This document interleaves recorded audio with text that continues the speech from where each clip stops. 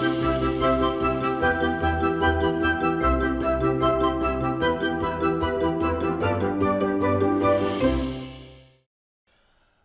Hello money 9 में आप सभी का स्वागत है। हफ्ते का आखिरी कारोबारी सत्र और भारतीय बाजारों के अंदर जो इंटेंसिटी ऑफ सेल ऑफ है वो कंटिन्यू है। मार्केट में आज भी बिकवाली है और बिकवाली की इंटेंसिटी कहीं ज़्यादा दिखाई पड़ रही है। कुछ आंकड़ों के लिहाज से पहले आपके सामने बाजार रखता हूँ, किस तरह की सिचुएशन मार्केट में देखने को मिल रही है।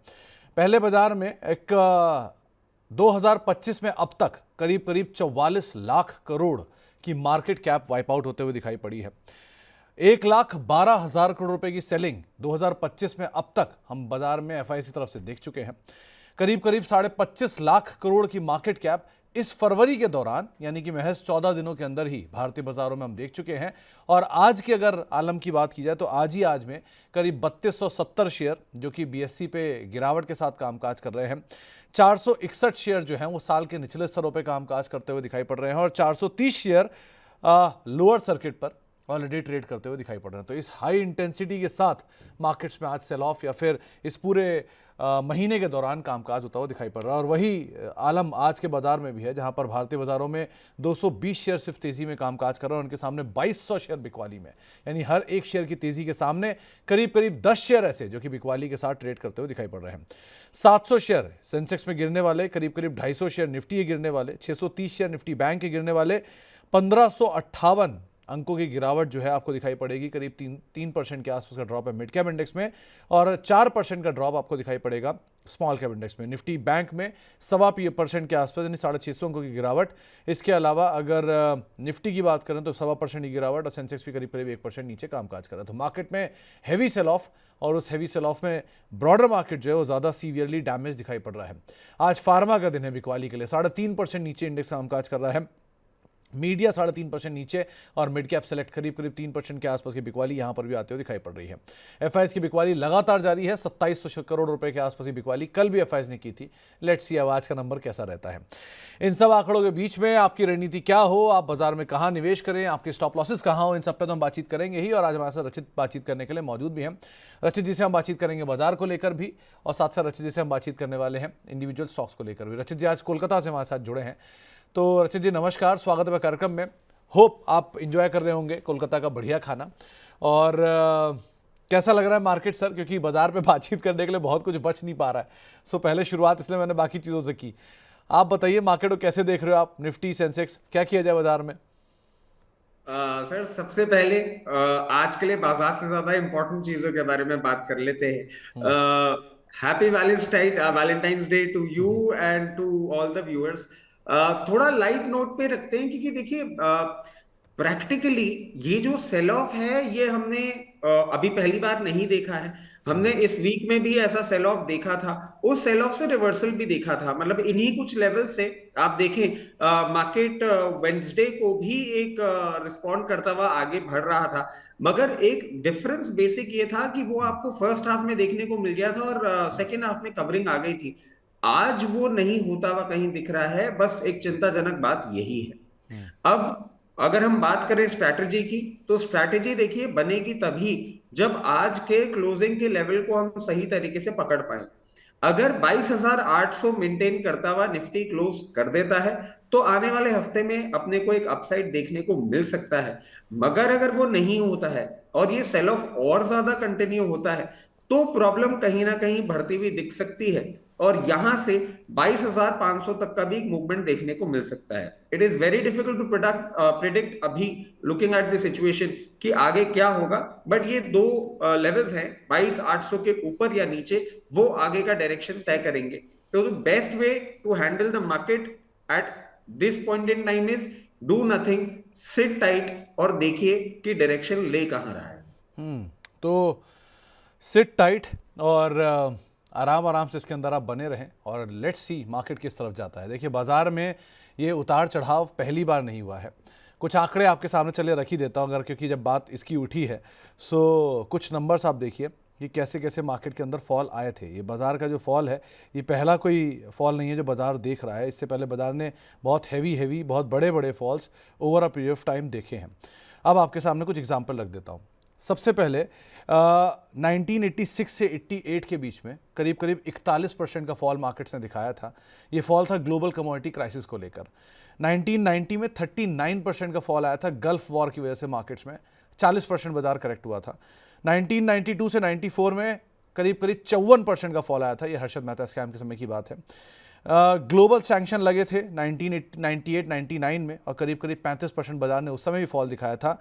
2000 से 2001 के बीच में 56% का फॉल इंडेक्स ने दिखाया था, ये .com बबल बर्स्ट हुआ था। और 2008-2009 में सब प्राइम क्राइसिस हिस्ट्री का एक one of the biggest fall, 61% का फॉल इंडेक्स ने दिखाया था इस ड्यूरेशन में। और 2020 में 38% का फॉल कोविड में हम ऑलरेडी देख चुके हैं। इन सब के बाद बाजार अभी कुछ समय पहले तक ऑल टाइम हाई के करीब ही था, तो ये पार्ट ऑफ द गेम है, ये सब चलता ही रहेगा।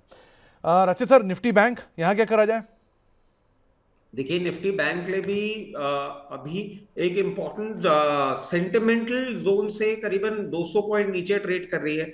मार्केट कवर करे और ये भी कवर करे, 49,000 के ऊपर अगर ये बंद होता है तो अभी भी हम एक सेफ जोन पे हैं और फिर हम एक अप ट्रेंड की ओर जाने का दमखम रखते हैं। क्योंकि वेरी प्रैक्टिकली सुमित सर, मैं आपको एक और चीज बताता हूँ। आज जिस तरीके से ओपनिंग हुई थी और ओपनिंग में आप देखें कहीं ना कहीं पूरा बीएफएसआई स्पेस जो था वो स्ट्रेंथ दिखा रहा था, चाहे बजाज फाइनेंस हो, चाहे आईसीआईसीआई बैंक हो। उसको देखते हुए ऐसा लग रहा था कि हाँ, फाइनली बैंक निफ्टी ने अब एक ड्राइवर सीट लेने की कोशिश करी थी, वो ड्राइवर सीट छोड़ के चले गए हैं और इसीलिए निफ्टी का भी ये हाल हो रहा है। So let's see, bank Nifty में सपोर्ट आता है, उसी से निफ्टी में सपोर्ट आएगा। 49,000 would be a very crucial level to look at. 47,000 47,000 49,000 would be a crucial level to look at. मतलब I'm 2 so मिनट के लिए तो sorry. मुझे अंधेरा ही आ गया था आंखों के आगे। 49,000 I am so sorry. 47,000 सुनकर। खैर 49,000 जो है जिस पर आप जरूर नजर बना के रख सकते हैं। चलिए, अब निफ्टी के गेनर लूजर आपकी स्क्रीन पर आते हुए दिखाई पड़ेंगे, किस तरह से मार्केट्स आज कामकाज करता हुआ दिखाई पड़ रहा है निफ्टी में। सबसे पहले नेस्ले, टाटा कंज्यूमर, ये दो पक्ष जो है वो बाजार को आज संभाल रहे हैं। एक एफएमसीजी और एक आईटी, पूरा डिफेंसिव स्पेस आगे आया है। नेस्ले टाटा कंज्यूमर में खरीदारी है, एचसीएल टेक एचयूएल में खरीदारी है। बिकवाली वाली साइड पर आज फ्रंट लाइन शेयर जैसे कि BEL, Adani enterprise, Adani port और अल्ट्राटेक, यहां पर कुछ हद तक बिकवाली आज के सत्र में आपको दिखाई पड़ेगी। मिड कैप साइड पर भी आज बहुत गेनर है ही नहीं, इनफैक्ट एक ही गेनर है, हिंदुस्तान जिंक। लेकिन अगर मिड कैप साइड पर कुछ लूजर्स की बात किया तो वहां पर बहुत ज्यादा बिकवाली, फैक्ट, जेएसडब्ल्यू इंफ्रा, कल्याण ज्वेलर्स, लुपिन, ये कुछ ऐसे नाम जहां पर तेज बिकवाली देखने को मिल रही है। स्मॉल कैप साइड पर भी आज बहुत गेनर आपको दिखाई नहीं पड़ेंगे, सिर्फ दो नाम है, गो डिजिट और नारायण हृदयालय। और स्मॉल कैप लूजर साइड पे भी एक लंबी सूची है जहां पर बिकवाली आपको दिखाई पड़ेगी। मन्नापुरम फाइनेंस, नेटको फार्मा, कल के नंबर्स के बाद प्रेशर, मन्नापुरम में भी नंबर्स के बाद प्रेशर, कल्तरू पावर और लॉरस लैब, ये कुछ ऐसे नाम जहां पर बिकवाली आ जाते हुए दिखाई पड़ रही है। सबसे पहले इनमें सब में एक मतलब व्यू ऑफ थॉट आपका लेना चाहूँगा मैं कि रचित सर, ये एक बढ़िया तेज़ी हमने जिन जिन सेक्टर्स में देखी सब टूट रहे हैं। मिसाल तौर पर रियल्टी टूटा, फार्मा टूटा, इन सब ने पिछले साल बहुत स्ट्रांग परफॉर्मेंस दी थी। एक आईटी अछूता रह गया है सो फार, अपने ऑल टाइम हाई से बहुत दूर नहीं है आईटी। वहां पर अब नेक्स्ट नंबर आने की तैयारी करी जाए क्या? देखिए, एक चीज है सुमित सर, आप ही ने अपने सवाल में ही मेरे को जवाब भी बता दिया है जो मुझे देना है, कि प्रैक्टिकली टूटा वो है जो एक बहुत अच्छा रनअप करता हुआ गया था, उसमें ही प्रॉफिट टेकिंग आ रही है, जिसने एक अच्छा रनअप रजिस्टर कर लिया था। अब ये बहुत जेन्युइन बात है कि आप बेचते वही हैं जिसमें आपको अच्छा प्रॉफिट होता है, that is the reason they are correcting. अगर हम आईटी पे फोकस करें तो देखिए, आईटी में सबसे बड़ी बात जो है वो ये है कि डॉलर इंडेक्स का सपोर्ट बहुत अच्छे से बना हुआ है और कुछ कुछ आईटी के नंबर्स में जो गाइडेंस आया है वो भी एक स्ट्रेंथ दे रहा है कि आपका देखिए, एक जगह एआई फैक्टर तो चले जा ही रहा है, मगर टेक्नोलॉजी और टेक्नोलॉजिकल एडवांसमेंट को लेके ग्लोबली जो एक अवेयरनेस है और उस पर्टिकुलर अवेयरनेस में हम एज अ आईटी ग्लोबली जो पोजीशन करके रखे हुए हैं वो हमारे लिए बहुत स्ट्रॉन्ग फुटिंग है। तो आईटी में मेरे को अभी eight the very face of it कोई परेशानी दिखती है नहीं। हाँ, स्टॉक स्पेसिफिक एक्सीडेंट्स आपको देखने को मिल सकते हैं, बट इस गिरे हुए मार्केट में भी आईटी अपना स्ट्रेंथ मेंटेन कर सकता है। गिरे मार्केट में भी आईटी अपना स्ट्रेंथ तो मेंटेन कर रहा है, लेकिन ये बात एक बड़ा इंपॉर्टेंट चीज़ है कि स्टॉक स्पेसिफिक एक्सीडेंट ज़रूर हो सकते हैं। सो ज़रा मिड कैप के बिरला सॉफ्ट को आप देख ही रहे हैं कि पिछले साल का आउट परफॉर्मर था, अब थोड़ी सी राइट साइजिंग हो रही है। ज़रा परसिस्टेंट, कोफोर्ज, इनके ऊपर भी आप लोग नज़र रखिएगा, ये भी बहुत अच्छे चले हैं। सो कहीं ऐसा ना हो कि आगे इनका भी कहीं नंबर आता हुआ दिखाई पड़े, लेकिन ध्यान रखिएगा इन सब के ऊपर भी। आगे बढ़ते हैं और अब सवाल जो आपका सिलसिला शुरू करेंगे, लेकिन उससे पहले अगर आपका भी कोई सवाल है रचित सर से, आप कोई भी सवाल पूछना चाह रहे हैं, बातचीत करना चाह रहे हैं, हिस्सा बनना चाह रहे हैं, तो अलग अलग माध्यम आपकी स्क्रीन पर आते हुए दिखाई पड़ेंगे। आप व्हाट्सएप के जरिए इस कार्यक्रम का हिस्सा बन सकते हैं।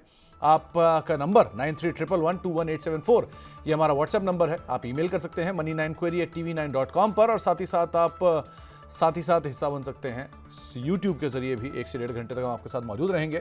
यहाँ पर आप सवाल पूछिए और बातचीत करते रहिए हमारे साथ इस कार्यक्रम का हिस्सा बन के। पहला सवाल आया है प्रकाश चौधरी साहब का। अदानी पोर्ट को लेकर इनका एक सवाल है। 100 शेयर हैं 1220 रुपए के दाम पर इन्होंने खरीदारी कर रखी है, और साथ साथ अदानी पावर भी है, 523 रुपए के दाम पर खरीदारी है। रचित सर, कंट्रोवर्शियली ये शेयर सेक्टर पूरा या ग्रुप पूरा पहले ही बहुत टूट चुका है, और अब ये चला भी नहीं और बाजार की गिरावट फिर गिरना भी शुरू हो गया। करा क्या जाए इन दोनों में, अदानी पावर में और अदानी पोर्ट में? देखिए, पहले हम पोर्ट को देख लेते हैं। और ये सबसे बड़ी प्रॉब्लम है अडानी में। आप जब भी ट्रेड करते हैं, इतना ज्यादा इंटरनेशनल फैक्टर्स और इतनी ज्यादा इंटरनेशनल मार्केट की न्यूज और इनका खुद का ही इतना डिस्टॉर्शन रहता है कि एक न्यूज आती है और उछाल मारने में भी देरी नहीं लगाता है, और एक न्यूज आती है गिरने में भी देरी नहीं लगाता है। तो देखिए, अगर हम अडानी पोर्ट की बात करें तो ये अपने एक बहुत स्ट्रॉन्ग सपोर्ट को अब ब्रीच करता हुआ दिख रहा है। और यहां से अगर आप बोलें कि सपोर्ट कहां आपको दिखता है, तो सपोर्ट एट अराउंड 890 का दिखता है। उससे पहले इसमें कोई eight the very face of it support दिख नहीं रहा है। तो मैं माफी चाहूंगा, पूछना चाहूंगा इनकी बाइंग प्राइस क्या है अडानी पोर्ट में? 1220 Adani port, 523 Adani power. Adani port में देखिए, अगर इनकी 1220 की बाइंग प्राइस है और ये बने रहना चाहते हैं इसमें, तो फिर मैं कहूंगा कि एट अराउंड 880 लेवल्स आपको ये जब भी दिखता है, वहां पे एक स्ट्रॉन्ग सपोर्ट कहीं ना कहीं ये बनाता हुआ दिख सकता है। वहां पे अपनी एवरेज करें और फिर ऊपर आए तो एक एग्जिट कॉल ले। बहुत ज्यादा इसमें आप एक्सपेक्टेशंस ना रखें, क्योंकि अभी तो ये फॉल ही कर रहा है और ये पूरा का पूरा ग्रुप जो है वो बहुत ज्यादा न्यूज और कंट्रोवर्सी से घिरा रहता है। थोड़ा सा संभल के रहे। और अडानी पावर पे अब हम आ जाते हैं। अडानी पावर तो चलिए रिलेटिवली तब भी इनकी बाइंग प्राइस के पास ही है। और अडानी पावर पे मैं एक चीज सजेस्ट करूंगा कि अभी आपको हो सकता है जिन करेंट लेवल्स पे चल रहा है, एट अराउंड अगर इसको थोड़ा सा रिवर्सल आता है और 500 रुपए का लेवल तोड़ता है, तो आपको ये एक बार 567 और 580 का लेवल भी दिखा सकता है। वहां पे चाहे तो एक बार एग्जिट कॉल लें। तभी आपको लेवल्स बताए गए हैं प्रकाश जी, आप उनके हिसाब से ही रणनीति रखिएगा। फंडामेंटली तो हम सब जानते हैं कि इस ग्रुप की सबसे ज़्यादा स्ट्रॉन्ग कंपनियां यही दो ही हैं, लेकिन अदरवाइज आपके सामने टेक्निकल लेवल्स भी ज़रूर डिस्कस किए गए हैं। सीमेंस के शेयर हैं चिराग साहब के पास 6500 रुपये के दाम पर, और ये हाल फिलहाल की तेज़ी के बाद सबसे ज़्यादा टूटने वाले शेयरों में कैपिटल गुड्स में इसी का नाम था।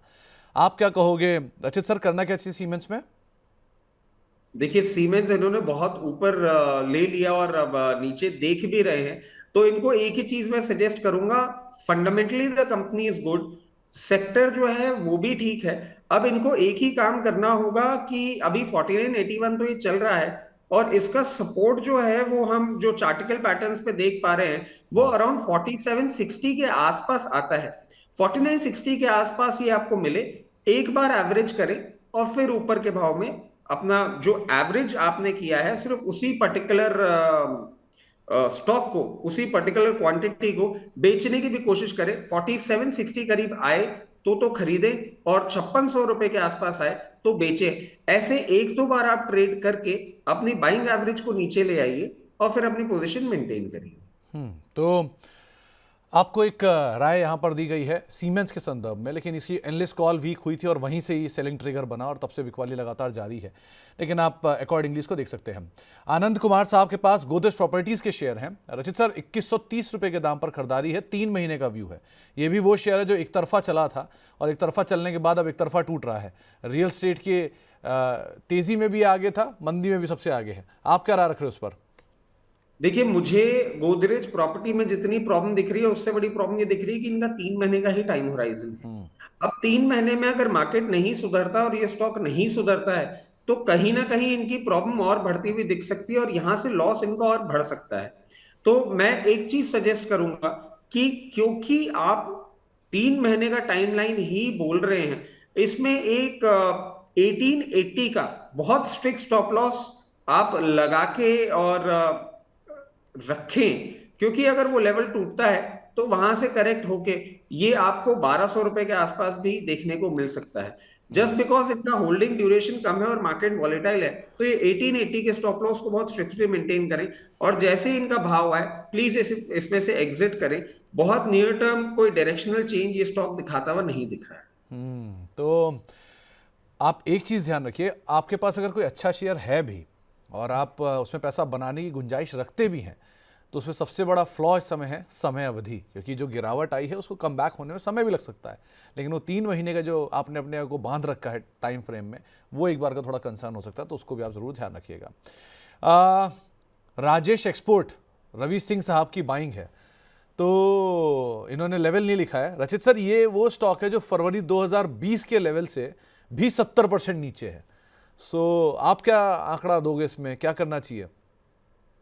देखिए, इन्होंने अपनी बाइंग प्राइस नहीं दी है, but I am pretty sure ये बहुत 240, हायर लेवल 240 रचित सर, 240। 240 पे इन्होंने लिया है और अभी तक ये मेंटेन कर रहे हैं। देखिए, अभी eight the very face of it मुझे कोई रिस्पाइट नहीं दिख रहा है इसमें। Let me be very honest, ये सेलिंग इंटेंसिफाई होती हुई ही दिख रही है। और अगर आप चार्टिकल पैटर्न्स में देखें तो दिसंबर से कंटिन्यूसली ये सेलिंग करता हुआ आ रहा है। और टेक्निकल पैटर्न पे आप पूछें तो मेरे को अभी भी कोई सपोर्ट नहीं दिख रहा है। और इन्होंने 240 रुपए पे ले रखा है, कहीं अगर सपोर्ट आता है तो अराउंड 120 लेवल होगा। अब देखिए सुमित सर, हम बार बार ये बात करते हैं और ये बात करनी इसीलिए पड़ती है क्योंकि हमारे इतने रेपिटेशन के बाद भी ऐसी चीजें होती हैं। आप कोई भी ट्रेडिंग बेट ले रहे हैं, प्लीज उसमें एक स्ट्रिक्ट स्टॉप लॉस लगा के चले। अब देखिए, इसका सपोर्ट ही 120 रुपए में दिख रहा है, मतलब आपके लेन प्राइस से 50% ही आपका कैपिटल रह जाता है। वहां पे जाके आप रिविजिट करें, क्योंकि आई एम सो सॉरी, इस लेवल पे एग्जिट करने के लिए बोलने के लिए मेरी हिम्मत नहीं है। बट हाँ, चार्टिकल पैटर्न्स बिल्कुल नहीं बोल रहे हैं कि यहां से कोई रिवर्सल देने वाला है। I don't see any support before 120। तो आपके लिए राय यही है कि अभी तो नहीं, 120 से पहले कोई सपोर्ट नहीं है, लेकिन ऐसी कंपनियां जहां पर इश्यूज चल ही रहे हैं बहुत समय से, उनसे आप थोड़ा बचिए, वो ज़्यादा बेटर है। आगे बढ़ते हैं और RVNL पर सुनील बिश साहब का एक सवाल आया है। इनका खरीदारी करने की इच्छा है और ये पूछ रहे हैं कि इसमें कहाँ खरीदारी करनी चाहिए, तो आपको कहाँ इसमें बाइंग लेवल दिखाई पड़ रहे हैं? देखिए, ये काउंटर मुझे पर्सनली अच्छा भी लगता है और इसने परफॉर्मेंस भी दिया है। रेलवे एज अ होल अभी थोड़ा सा एक करेक्शन में चल रहा है, क्योंकि पता नहीं बजट में हम क्या एक्सपेक्टेशंस लेके बैठे हुए थे।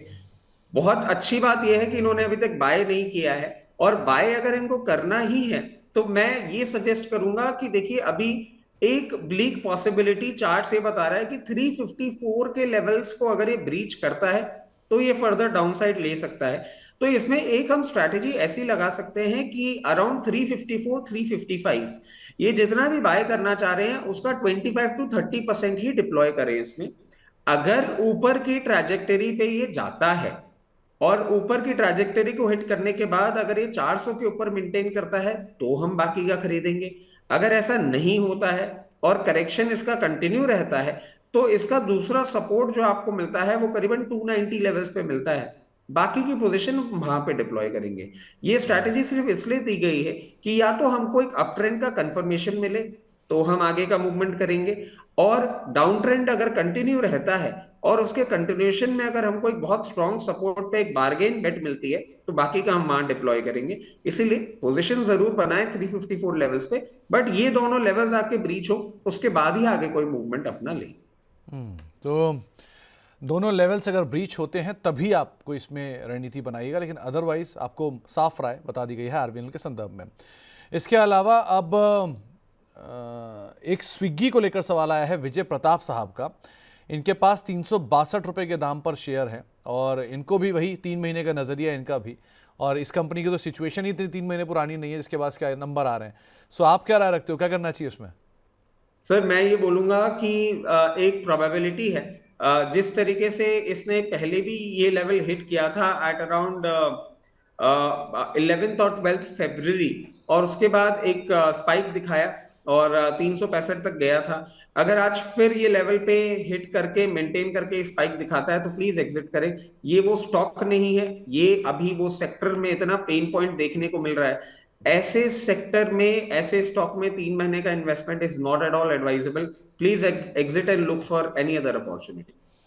जैसे ही दाम मिले एग्जिट करें। तो आपको कहीं भी तेजी मिले, अगर वो लेवल्स टूट जाते हो तो एग्जिट करिए। सर, किसी भी कंपनी जिसका आईपीओ हाल फिलहाल में आया है, आपकी खुद सामने की चीज़ हो रही है कि जो पुरानी, दशकों से पुरानी, कई दशकों से, हाफ 50 ईयर्स से लिस्टेड कंपनियां हैं, वो अपने नए नए लोस काट रही हैं। तो ये तो अभी 5 महीने भी नहीं हुए इनको तो आया हुआ, तो इनको तो अभी बहुत कुछ देखना बाकी है। सो ये सब चीज़ें रहेंगी अभी मार्केट में, इनके साथ आप तैयार रहिए अभी तो। इसके अलावा एक दीपक कुमार जी का सवाल आया है ऑयल इंडिया को लेकर। 585 रुपये के दाम पे उन्होंने खरीदारी कर रखी है। वो होल्ड भी कर सकते हैं, समय भी दे सकते हैं, करना क्या चाहिए इसमें सर? सर मॉइल की बात कर रहे हैं हम? नहीं, oil India, oil India. Oil India की बात कर रहे हैं। ऑयल इंडिया इन्होंने कितने पे अपनी एंट्री करी है? इन्होंने खरीदारी का लेवल नहीं लिखा रचित सर। अच्छा, ठीक है सर। तो फिर देखिए ऑयल इंडिया में जो चार्टिकल पैटर्न अब हमें दिखा रहा है, इसमें कहीं ना कहीं आपको अब सपोर्ट देखने को मिलेगा एट अराउंड 380, 378, 380 लेवल्स। वहां पे आप थोड़ा सा अगर अपना एवरेज करना चाहें तो एवरेज करें, और फिर ऊपर आए तो अपने इस पर्टिकुलर जो एवरेज आपने किया है उसको बेचे। अगर आपको रखना है तो लंबी अवधि के लिए भी रखा जा सकता है, क्योंकि ये स्टॉक वैसे अगर देखा जाए तो डिविडेंड पेमेंट भी बहुत अच्छा इसका चलता रहता है। फाइनल पेमेंट और इंटरिम डिविडेंड पेमेंट उसके हिसाब से भी अच्छा है, और फंडामेंटली कंपनी अच्छी है। बट आपको एक बार्गेन डील मिल रही है तो नीचे के भाव में एवरेज करें, ऊपर के भाव में उसको थोड़ा सेल करें, आपकी प्राइस भी नीचे आएगी, आप आराम से इसको होल्ड करें। तो आप नीचे के भाव पे ऐड कर सकते हैं, ऊपर के दाम पे इसमें निकल सकते हैं, थोड़ी सी ट्रेडिंग कर सकते हैं। लेकिन एक केवियट है क्रूड के प्राइसेस, क्योंकि अगर वो बढ़ते हैं तो इस कंपनी को फ़ायदा होता है, अगर वो नीचे आते हैं तो थोड़ा तक इम्पैक्ट भी रहता है। एक सवाल आया है आदर्श जी का, इनके पास बीएससी लिमिटेड के शेयर में खरीदारी करने की इच्छा रख रहे हैं स्विंग ट्रेडिंग के लिए, क्या इन्हें खरीदारी करनी चाहिए? देखिए अभी नहीं करनी चाहिए। अगर आपको स्विंग ट्रेडिंग के लिए ही खरीदारी करनी है तो इसका एक बहुत स्ट्रॉन्ग अच्छा लेवल है 5451, प्रिसाइसली ये लेवल है 5451 के ऊपर अगर ये जाता है वहां पे खरीदारी करें। और आपको जो इसका हिस्टोरिकल पैटर्न देखें, बहुत ही छोटी अवधि में आराम से 5900 का लेवल देखने को मिल सकता है। करंट लेवल पे इसमें मत करिएगा, क्योंकि करंट लेवल पे जिस तरीके से मेंटेन कर रहा है, अगर 54 51 के ऊपर ये नहीं जाता है तो एक बार आपको ये 4800 या 4900 का लेवल्स भी दिखा सकता है। फॉर द टाइम बीइंग दूर रहे, मार्केट सुधरे, ये सुधरे, 54 51 इस लेवल के ऊपर ही कुछ करें। 54 51 इन लेवल्स के ऊपर कहीं कुछ करिएगा, अदरवाइज अभी के लिए आप सुधरने दीजिए बाजार को, उसके बाद कर लिएगा। वैसे भी बहुत बढ़िया तेजी दिखा चुका है, सो ऐसा कुछ दिक्कत नहीं है इसके साथ। CDSL कैम्स के सॉल्व पे लंबे समय के लिए होल्ड किया जा सकता है क्या? सर देखिए सीडीएसएल में मुझे at the very face of it कोई प्रॉब्लम दिखती नहीं है। और stock market investment ancillary company ही आप इसको बोलिए। प्रॉब्लम सिर्फ एक है सीडीएसएल के साथ, कि सीडीएसएल के जो नंबर्स आए थे उन नंबर्स के बाद मार्केट पनिशमेंट अपना रोक ही नहीं रहा है। और इसके पीछे का आप एक कारण समझें कि अकाउंट ओपनिंग इतनी ज्यादा हो जाने के बावजूद जो मार्जिन प्रेशर इनके नंबर्स में देखने को मिला है, वो कहीं ना कहीं एक प्रॉब्लम दिखा रहा है। तो अगर आपने होल्ड किया हुआ भी है, मैं समझता हूं इसको आप होल्ड अपनी पोजीशन अगर रखते हैं 1144 के नीचे अगर ये जाता है तो थोड़ी सी प्रॉब्लम गहराती हुई दिख सकती है। अदरवाइज 1150 1140 के लेवल के आसपास आता है। आप एक बार एवरेज भी करें चार्टिकल पैटर्न्स पे, 1140 पे एक स्ट्रॉन्ग सपोर्ट दिख रहा है, उसको मेंटेन करें। क्योंकि अगर उसको तोड़ता है तो एक बार हो सकता है आपको करीबन 1056 रुपए तक का भी भाव ये दिखा सके। जस्ट दैट मेरा कहने का मतलब ये है कि 1-2 क्वार्टर्स इसके नंबर इंप्रूव होंगे, उसके बाद ही स्ट्रीट इसको वापस से पसंद करेगी। टिल देन स्ट्रीट का पनिशमेंट इसको मिलता रहेगा। थोड़ा सा कॉशियस होकर अप्रोच रखें। थोड़ा सा कॉशियस होकर आप अप्रोच करिए बाजार को, ये आपके सामने एक राय रखी गई है। कंपनियां खराब नहीं होती, एक तरफ वो चले बहुत हैं, दूसरी तरफ उनके वैल्यूएशन महंगे हैं।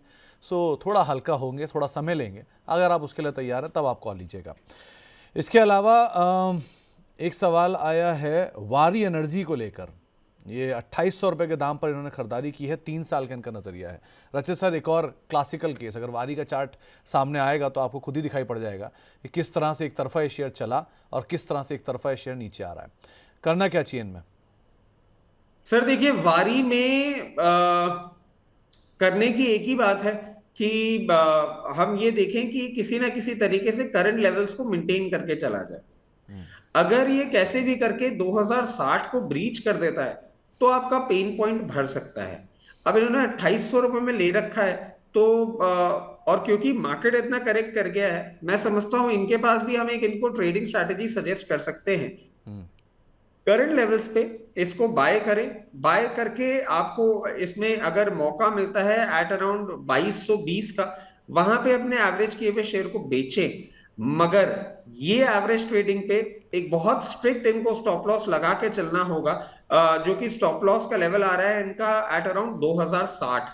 2060 तोड़ेगा तो एवरेज वाले को एग्जिट कर ले, क्योंकि यहां पे थोड़ा सा और डाउनसाइड इनको देखने को मिल सकता है।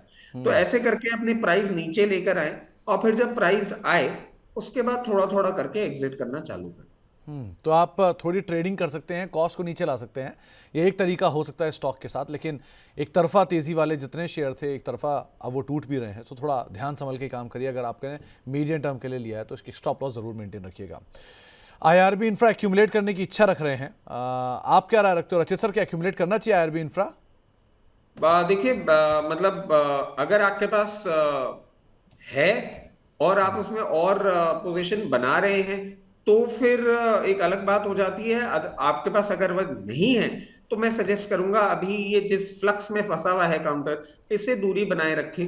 कोई सेंसिबल डिसीजन तो नहीं होगा। तो अभी अगर नहीं है तो आप और अच्छे विकल्प मिल सकते हैं। पहले आप लार्ज कैप इतने अच्छे अच्छे डिस्काउंट पे देख रहे हैं, उन्हीं को पकड़ लीजिए instead of mid cap small cap. BDL और डिक्सन में संगीता जी पूछ रही है कि क्या ये बेच दें या बनी रहे? देखिए, डिक्सन तो मैं बिल्कुल भी नहीं बोलूंगा कि डिक्सन को आप बेचें, क्योंकि अभी हम इसको एक बार हमारी ही रिसर्च टीम इसको डिस्कस भी कर रही थी और देख भी रही थी। थोड़ा सा पेन पॉइंट आपको और देखने को मिल सकता है, और मैं समझता हूं कि यहां से आपको करीबन 12,800 के लेवल भी एक बार देखने को मिल सकते हैं। इसको बेचे नहीं, बहुत सारी स्टोरीज अभी इसकी अनवील होने वाली हैं और अपसाइड बहुत अच्छा है इसका। कंपनी फंडामेंटली बहुत स्ट्रांग है। जैसे ही मार्केट सपोर्ट करेगा, ये अपनी अपसाइड ट्रैजेक्टरी में वापस एंटर तो करेगा ही करेगा, उसके साथ साथ नया हाई भी मारेगा। तो आप इसमें अपनी पोजीशन बिल्कुल बना के रखें। अब हम आ जाते हैं बीडीएल पे। तो देखिए, बीडीएल को अगर आपने ले रखा है, वैसे तो ये डिफेंस का है और डिफेंस में हमने लेटली बहुत ज्यादा करेक्शन भी देखा है, क्योंकि कहीं ना कहीं वही जो रेलवे के साथ हुआ, डिफेंस में भी हमने कुछ ज्यादा ही एक्सपेक्टेशंस रख ली थी और वो बजट में आपको उस तरीके से पूरी नहीं होती हुई दिखी है। इसलिए मार्केट थोड़ा सा इसको पनिश कर रहा है, but at the very face of it मुझे कोई प्रॉब्लम नहीं दिख रही है। बीडीएल अभी आपका एक डाउनवर्ड ट्रेजेक्टरी पे जरूर है, बट मैं समझता हूं कि कहीं ना कहीं इसको 1020 के आसपास सपोर्ट मिलेगा। चाहे तो वहां एवरेज भी करें और अपनी पोजीशन बरकरार रखें। कंपनी अच्छी है, अपसाइड जरूर रजिस्टर करें। तो आपको राय दी गई है बीडीएल को लेकर भी। डिफेंस स्पेसी कंपनी है, अगर कुछ नए ऑर्डर्स वगैरह आते हैं तो शायद मूव आता हो दिखाई पड़े, लेकिन हाँ, नियर टर्म में वैल्यूएशन पार्ट एटलीस्ट जो डिक्सन है वहाँ तो बहुत डिस्कम्फर्ट में 140-150 के मल्टीपल में स्टॉक अभी भी कामकाज कर रहा है। आयरेडा सुजलॉन, सरवार अंसारी साहब पूछ रहे हैं कि काफ़ी नुकसान हो रहा है इन दोनों शेयरों में, करना क्या चाहिए? ये भी पिछले साल के स्टार परफॉर्मर हैं, अभी क्या किया जा रहा है सर इनमें? देखिए, एडा में एक चीज है, हम एक तो ये समझ लें कि सेक्टर और गवर्नमेंट का इंटरेस्ट इस सेक्टर में है। मगर जो अभी आपने डिक्सन के लिए बात बोली, मैं सेम चीज इसलिए बोलूंगा कि जरूरी नहीं है कि अगर कोई सेक्टर अच्छा है या कोई कंपनी अच्छी है तो आप उसके वैल्यूएशन फ्रॉथ वाले पोजीशन में भी जाके उसको खरीदारी करें। वैल्यूएशन जस्टिफाई हो वहीं कुछ करें। अब अगर आपने ले रखा है तो इस चीज का मानस बना के रखें कि अभी आपको और फर्दर डाउनसाइड देखने को मिल सकता है, और मैं समझता हूं कि आपको ये एक ब्लीक पॉसिबिलिटी है, मगर इसको रूल आउट नहीं कर सकते। एक बार 134 136 के लेवल्स भी दिखा सकता है। अगर वो लेवल आते हैं, वहां पे अपनी पोजीशन थोड़ी सी और बढ़ाएं और उसके बाद इसको मेंटेन करके चलें, क्योंकि लोअर लेवल पे आप लेंगे तो आपकी वैल्यूएशन, आपका जो कॉस्ट ऑफ एक्विजिशन है वो ठीक हो जाएगा, और फिर ग्रेजुअली अपसाइड करेगा रजिस्टर, तब आप इसमें से एग्जिट करिएगा। मगर आप इसको मध्यम से लंबी अवधि के लिए रखें और उन लेवल्स पे बाइंग करें। अब हम बात करते हैं सुजलॉन की। तो देखिए, एक टाइम था जब सुजलॉन बहुत अच्छा चलता था। Sumit sir, I am pretty sure आपने भी वो देखा होगा, 2007-8 का टाइम जब सुजलॉन 3 फिगर्स और 4 फिगर्स में चलता था। एक टाइम था बेचारा सिंगल फिगर में बैठा हुआ था, अब चलने की कोशिश कर रहा है, और eight the very face of it मुझे कोई बहुत इसमें बड़ी परेशानी नहीं दिख रही है। अगर आपके पास है, आप बिल्कुल इसमें पोजीशन बनाए रखें। और कहीं ना कहीं मैं समझता हूं, अगर इसमें एक अपॉर्चुनिटी बोलूंगा कि अगर आपको ये 44 लेवल्स के आसपास मिलता है, अपनी पोजीशन आप थोड़ी सी और बढ़ा सकते हैं, फिर आपको ये वापस अपसाइड की ट्रेजेक्टरी पे दिख भी सकता है। तो ये बात सही है कि सुजलॉन में बहुत ज़्यादा वोलेटिलिटी हमने देखी है सालों के दौरान। एक समय पर निफ्टी का हिस्सा भी हुआ करता था ये, उसके बाद 3 डिजिट में होता था, फिर वहाँ से टूटते टूटते 2 डिजिट, फिर सिंगल डिजिट, फिर सिंगल डिजिट से वापस 2 डिजिट, एक बड़ी होप। ऐसा बहुत सारी स्टोरी इसके पीछे पीछे चलती रही हैं। एनीवेज, जोमेटो के 245 रुपये के दाम पे खरीदे हुए शेयर हैं। अब करना क्या चाहिए यहाँ पर रचित सर? देखिए, जोमैटो एक तो प्रॉब्लम इसलिए आया जो कैश बर्निंग करी ब्लिंकिट के साथ। उसके साथ साथ एक और चीज देखिए सुमित सर, की कहीं ना कहीं एक और प्रॉब्लम एरिया जो दिख रहा है, ये क्विक कॉमर्स डोमेन में जिस तरीके से सब लोग फोरे करना चाह रहे हैं। एंड लेटली शायद मैंने आपके चैनल के माध्यम से 1-2 हफ्ते पहले भी ये बात डिस्कस करी थी कि अब हम 2 बड़े इंडस्ट्री के नाम एक्सपेक्ट कर रहे हैं कि क्विक कॉमर्स में आने की तैयारी में है। और अगर वो आते हैं, वो जिस तरीके से कैश बर्निंग करते हैं, कोई भी कंपनी अभी जो है क्विक कॉमर्स में वो इतना कैश अबंडेंस नहीं रखती है, तो ये थोड़ी सी प्रॉब्लम में आ सकते हैं। ये तो एक हो गया इनका फंडामेंटल ग्राउंड प्रॉब्लमैटिक एरिया। अब हम चार्टिकल पैटर्न्स पे आ जाते हैं। अगर आपने 240 के आसपास ले रखा है, तो मैं सजेस्ट करूंगा कि अभी आप कुछ भी एक्टिविटी ना करें।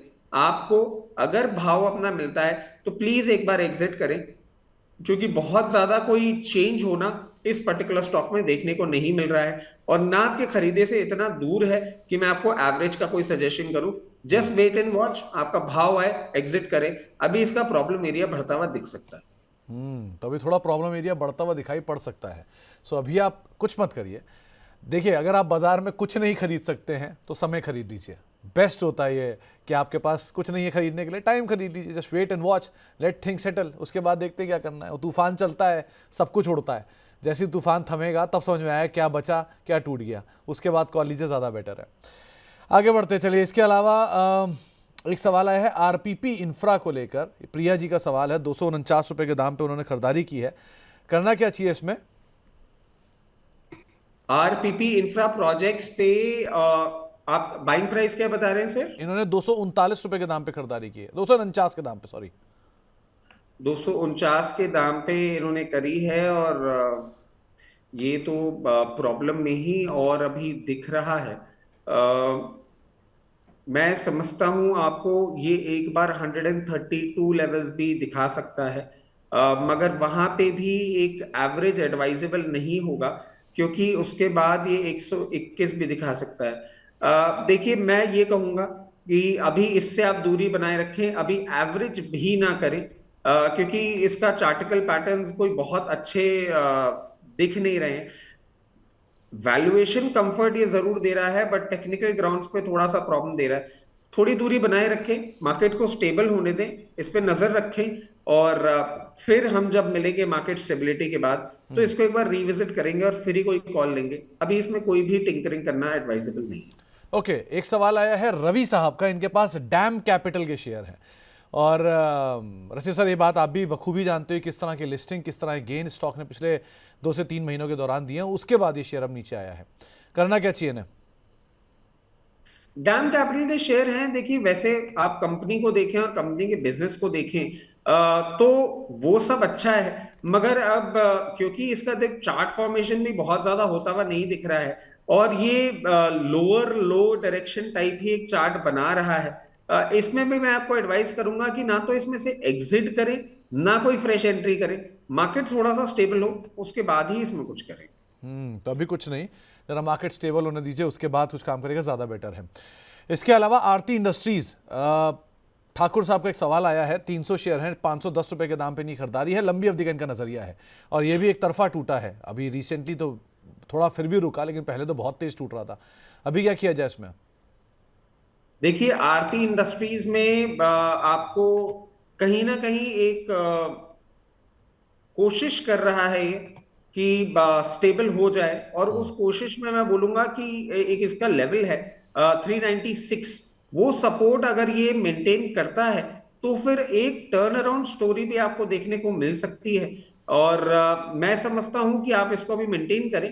396 का लेवल नहीं तोड़ता है तो आपको फिर एक थोड़ा सा रेजिस्टेंस मिल सकता है 460, और वो ब्रीच करेगा तो 525 के लेवल्स भी देखने को मिल सकते हैं। अभी कुछ ना करें, बस ये देखें कि 396 का लेवल तोड़े तो रिविजिट करेगा अपनी पोजीशन, बनाए रखें, आपको 525 तक के लेवल्स भी देखने को मिल सकते हैं। तो आप फिलहाल तो बने रहें, पोजीशन को बनाए रखें, सिचुएशंस को देखें। आरती फार्मा के नंबर्स भी स्टेबल हो गए, वहां पर भी बाइंग आ रही है, इनफैक्ट वहां फंड्स की भी बाइंग हुई है कल परसों में। आरती इंडस्ट्रीज को अभी आप देखिए क्या सिचुएशन बनती है, उसके बाद कॉल लिया जाएगा गोइंग फॉरवर्ड। इसके अलावा एक सवाल आया है एयू बैंक को लेकर, 560 के लेवल पे बाइंग है, 6 महीने का इनका नजरिया है, आज 530 भी आ गया है, स्टॉप लॉस 530 था, करना क्या चाहिए इसमें? देखिए, एयू बैंक में बहुत सारी स्टोरीज भी चलती हैं, और ये बात भी है कि आरबीआई जब इसको मेन स्ट्रीम बैंक में लेकर आएंगे तो ये सबसे बड़ा बेनिफिशियरी बन रहा है, और इनके नंबर्स भी रिलेटिवली ठीक रहते हैं। जस्ट दैट, हाँ, आज जो इसने एक लेवल दिखाया है वो थोड़ा सा चिंताजनक है, और आपकी प्राइस के बहुत आसपास मेंटेन कर रहा है। तो मैं आपको एक छोटा सा सजेशन देता हूं यहाँ पे, कि क्योंकि इतना वॉलेटाइल अभी मार्केट है और उसके साथ साथ एक करेक्ट किया है, तो इस लेवल पे तो नहीं, स्टॉप लॉस में हम थोड़ा सा लीवरेज और ले लेते हैं।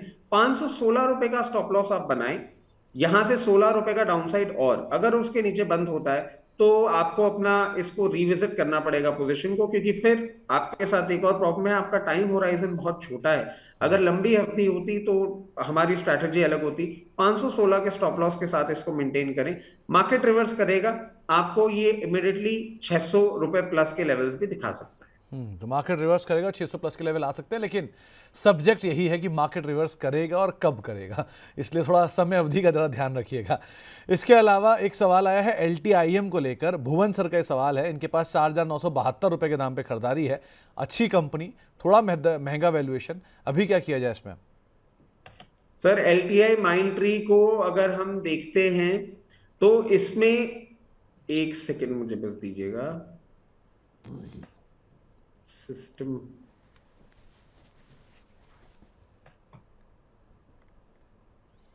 एलटीआई माइंड ट्री के अगर कंपनी के फंडामेंटल्स तो हमको पता ही है, अच्छे हैं। इसमें अगर हम देखें तो कहीं ना कहीं आपको ये अपने नियर टर्म सपोर्ट के आसपास ही ट्रेड कर रहा है, और मैं समझता हूं कि 5480 5460 इन लेवल्स पे सपोर्ट मिलने के बाद ये बाउंस बैक कर सकता है। मगर इन लेवल्स पे आपको कुछ भी ट्रांजैक्शन का मैं एडवाइस नहीं करूंगा, वहां पे आए, सपोर्ट ले, उसके बाद आपको ये 6000 प्लस के लेवल्स भी दिखा सकता है। तो 6000 प्लस तक के लेवल आ सकते हैं, लेकिन अगेन एक ही चीज़ है कि थोड़ा बाजार को स्टेबल होने दीजिए, थोड़ा नंबर्स को ठीक होने दीजिए, उसके बाद यहाँ कॉल लिया जाए, वो ज़्यादा बेटर रहेगा। लेकिन एज ऑफ नाउ मार्केट में ज़रूर बिकवाली देखने को मिल रही है। शिवांश फैमिली हमारे रेगुलर दर्शक भी हैं, इनके पास एनटीपीसी के शेयर हैं 432 रुपये के दाम पे, और टोरेंट पावर के भी शेयर हैं 1611 रुपये के दाम पे। पावर में इनका एक्सपोजर है, करना क्या चाहिए सर, यहाँ पर बने रहें या निकल जाएं? देखिए, एनटीपीसी आप वैसे देखें तो लेटली आपने नोटिस किया होगा कि गवर्नमेंट का जो न्यूक्लियर पावर की तरफ भी इंक्लिनेशन जा रहा है, उसमें एक बहुत अच्छा स्ट्रॉन्ग कंटेंडर ये बनने जा रहा है। करंट लेवल्स पे करेक्शन बहुत अच्छे से देखने को मिल गया है, आप बने भी रहे, और आपके 400 प्लस के आपने अपनी प्राइस बताई है, तो उसमें मैं एक चीज सजेस्ट करूंगा कि यहां पे तो नहीं, अगर मार्केट बहुत ही ज्यादा आपको कहीं क्रैकडाउन दिखाता है, क्योंकि करंट लेवल्स 298 तो आपने देख ही लिए हैं, अब यहां से ज्यादा डाउनसाइड नहीं है, एट अराउंड 245 आपको अगर ये कहीं ना कहीं सपोर्ट दिखा दे तो वहां पे एवरेज करिए, आपकी बाइंग प्राइस भी ठीक हो जाएगी, और फिर जैसे जैसे ये ऊपर जाएगा आपका प्रॉफिट भी बनता दिखेगा। इस लेवल पे एग्जिट करना भी एडवाइजेबल नहीं है, एंट्री करना भी एडवाइजेबल नहीं है। 245 250 का लेवल अगर ये दिखाता है, क्योंकि चार्टिकल पैटर्न इस तरीके से बता रहा है कि दिखा सकता भी है, तो उन्हीं लेवल्स पे एक बार एंट्री की कोशिश करें। प्रोफेसर हितेश कुमार जैन साहब का एक सवाल आया है। इनके पास जियो फाइनेंशियल सर्विसेज के शेयर हैं और करीब करीब 124 शेयर हैं, जो कि 246 रुपए के दाम पे खरीदारी है। रचित सर, इसके ऊपर बहुत सवाल आते हैं। इनफैक्ट जियो फाइनेंस पे सब लोगों ने खरीद रखा है, सबको पसंद भी है, एक बड़ी मल्टी बैगर की उम्मीद भी है। आप क्या राय रखते हो, क्या करना चाहिए इसमें? सर कुछ भी नहीं करना चाहिए, दाम के पास मेंटेन कर रहा है, आराम से रखिए। और ये क्वांटिटी 124 को अगर आप राउंडिंग ऑफ करना चाहते हैं 150 या 200, तो बिल्कुल लेवल्स पे कंफर्टेबली करें। मगर इसमें एक चीज ध्यान रखिएगा कि multibagger, fundamentally strong, BlackRock का कॉन्फिडेंस, स्टॉक ब्रोकिंग में फोरे करना, अंबानी का पेरेंटेज, वो सारी बातें सही हैं। इसमें इन्वेस्टमेंट का सिंपल मंत्रा ये है कि आप अगर लॉन्ग टर्म इन्वेस्टर हैं तो ही इसमें अपना फंड पार्क करें। अभी कंपनी में ऐसा कोई बिजनेस रन नहीं कर रहा है जिससे कोई टर्न अराउंड स्टोरी होती हुई देखने को मिलेगी। छोटे टाइम होराइजन के लिए प्लीज इसमें इन्वेस्टमेंट ना करें, लंबी अवधि के लिए देखें तो ही इसमें पैसे रखें। तो अगर लंबी अवधि के निवेशक हैं तो ही पैसे डालिए। नियर टर्म में अगर आप ट्रेड कर रहे हैं तो फिर स्टॉप लॉसेस को फॉलो करिए। लंबी अवधि के हैं तो आप बने रह सकते हैं यहाँ पर। इसके अलावा HCG, ये राइट टाइम है क्या? गोपाल सर पूछ रहे हैं कि HCG में निवेश करने के लिए क्या सही समय है? हेल्थ केयर ग्लोबल की बात कर रहा हूँ। सर देखिए, लेटली हमने हॉस्पिटल और हेल्थ केयर में एक मूवमेंट देखा है, और बहुत सारे आईपीओज भी देखे और सारी चीजें करी हैं। हेल्थ केयर ग्लोबल अगर आप देखें, और इसमें अगर आपको मतलब, क्योंकि प्रिसाइसली आपने एक ही स्टॉक ऐसा निकाला है, तो आई एम प्रीटी श्योर कि आपने इसमें कोई रिसर्च करी होगी या आपका कोई एक इंक्लिनेशन होगा किसी कारण से। तो हाँ, डेफिनेटली इसमें एक चीज मैं बोल सकता हूँ, at around 488 486 levels, I am so sorry, वहां पे स्टैगर्ड मैनर में अपनी एंट्री चालू कर सकते हैं, क्योंकि मार्केट वॉलेटाइल है। और उस वॉलेटिलिटी के चलते अगर आपको 455 450 का लेवल भी देखने को मिले, तो वहां पे अपनी और बाइंग इंक्रीज कर सकते हैं। तो 455 450 के इर्द गिर्द कहीं मिले तो वहां पर आप थोड़ी बाइंग और कर सकते हैं। गुंजन जी का एक सवाल आया है। अशोका बिल्डकॉन पे 100 शेयर हैं, 200 रुपए के दाम पर इनकी खरीदारी है, करना क्या चाहिए इसमें रचित सर? अशोका बिल्डकॉन पे आप मिस्टर सॉरी, मैं एक्चुअली वो स्टॉक सर्च कर रहा था। बाइंग प्राइस क्या बता रहे हैं? इन्होंने खरीदारी कर रखी 200 रुपए के दाम पर। ठीक है, फिर तो ये कंफर्टेबल सिचुएशन में ही बैठी हुई हैं। और बट इसमें मैं एक चीज ऐड करना चाहूंगा कि मेरे को eight the very face of it infrastructure में कोई प्रॉब्लम दिख नहीं रही है, और इसका पीई भी जो है वो बहुत कंफर्टेबल जोन पे आ गया है। आपने बहुत ही अच्छे लेवल पे बाइंग कर रखी है। मगर एक चीज जो मैं बोल रहा था कि ऐड करना चाहूंगा कि मार्केट कभी भी किसी को भी पनिश कर सकता है। तो एक चीज देखें, आप इसमें अपनी पोजीशन मेंटेन करके रखें। अगर आप चाहें तो इसका थोड़ा सा अगर डाउन साइड आपको देखने को मिलता है, और अगर 180 रुपए के आसपास आता है, तो थोड़ी सी पोजीशन और भी इंक्रीज कर सकते हैं। और फिर जैसे जैसे मार्केट सुधरेगा, आपको ये 280 प्लस भी लेवल दिखाता हुआ देखने को मिल सकता है। तो थोड़ा सुधार आता है तो शायद आपके पोर्टफोलियो में, आपकी सिचुएशन में भी सुधार आता हुआ दिखाई पड़े। 2-3 नामों में एक नाम आया है सुबेक्स के ऊपर। आनंद साहब का एक सवाल है।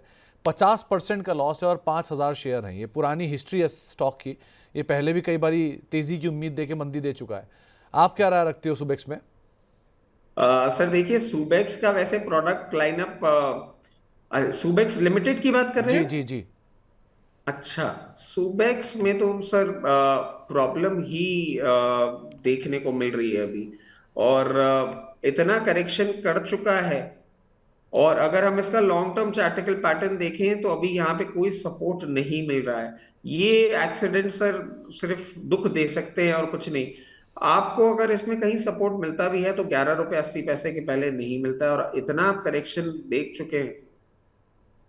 इसमें एक चीज कहूंगा मैं सर कि ठीक है, अब जो भी आपकी पोजीशन आपने इसमें बना ली है, जरूरी नहीं होता हमेशा कि हम जिस स्टॉक में फंसे हुए हैं उसी को एवरेज करें। मैं आपको ये सजेस्ट करूंगा, इसमें आपने जो भी अपनी पोजीशन बनाई है बनाए रखें। अगर रिवर्सल देगा तो आपको कभी ना कभी ये बेनिफिट देगा, और कोई स्टॉक ढूंढे, इसको फॉर द टाइम बीइंग इसके हाल पे छोड़ दें।